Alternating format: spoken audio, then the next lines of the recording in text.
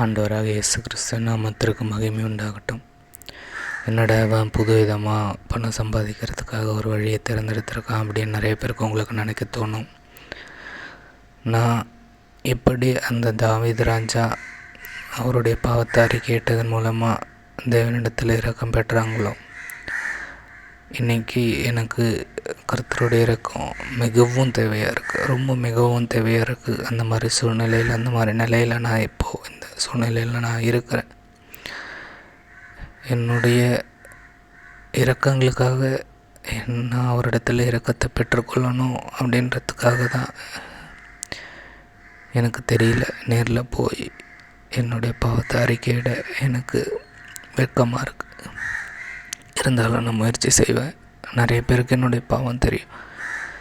இருந்தாலும்